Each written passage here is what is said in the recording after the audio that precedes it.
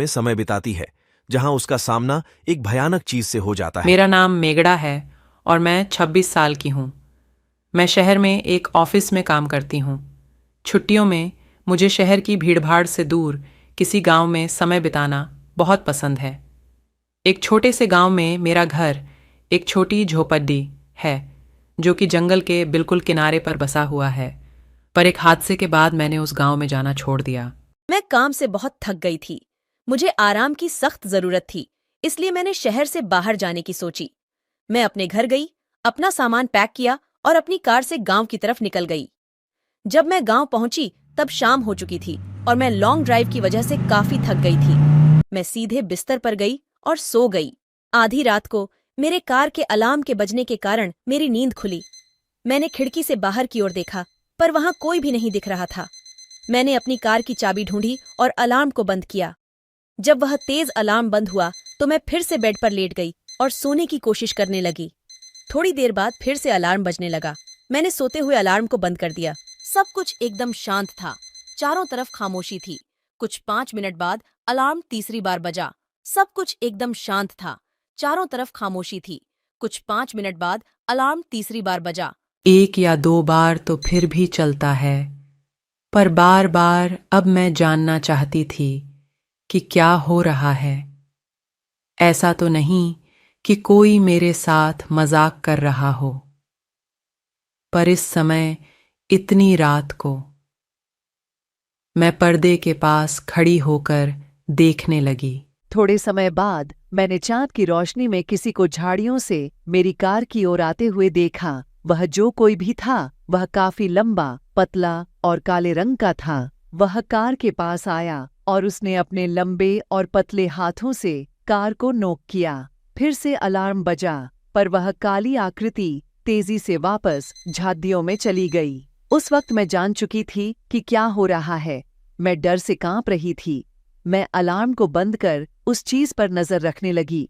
वह चीज झाड़ियों से बाहर आई और धीरे धीरे मेरे घर के गेट के पास बढ़ने लगी। अपने एक हाथ से उसने गेट के लॉक को खोला। मैं इतना डर गई थी कि मैं हिल भी नहीं पा रही थी। मेरे दिमाग में कई तरह के बुरे विचार आ रहे थे। वो क्या है?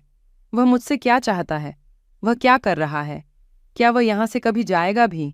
मेरे शरीर में सिर से लेकर के पांव तक कपकपी छूट गई थी। मेरा गला सूखा था और मेरा दिल जोरों से धड़क रहा था। मैं बहुत ही भयभीत थी और डर के मारे मेरे दांत किटकिटा रहे थे।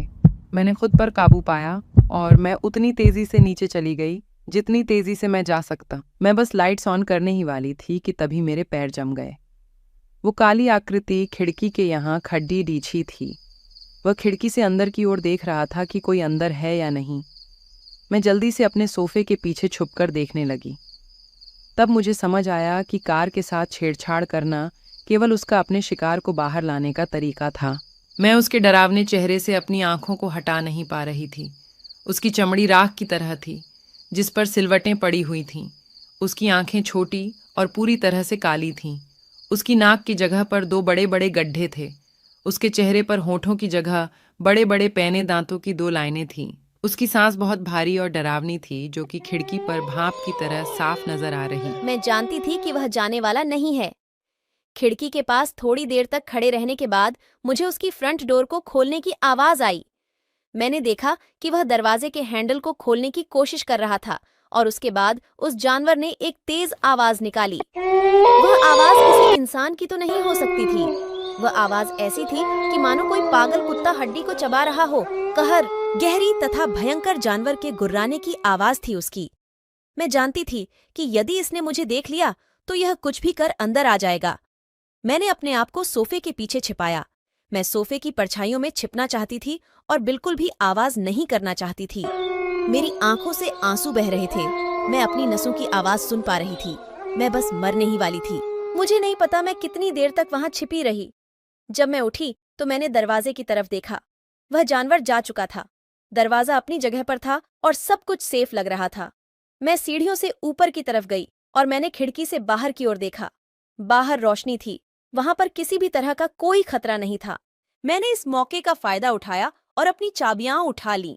मैंने अपना सामान भी नहीं लिया। मैं कार की तरफ भागी। मैं कार में गई और दरवाजे को बंद कर जितनी तेजी से हो सके उस गांव से बाहर निकल गई। मैं तब तक गाड़ी चलाती रही जब तक मैं अपने शहर ना पहुंच गई। जब मैं अपने अपार्टमेंट में पहुंची तो मैंने रेडियो ऑन किया और मैं एक न्यूज सुनने लगी। अनाउंसर ने कहा कि गांव से 2 लड़कियों की लाशें मिल गई हैं। उनका शरीर बुरी तरह से कटा फटा पड़ा हुआ दलदल में पटडड्ढा था। मुझे मालूम है कि जो वो जानवर चाहता था वह उसे मिल गया।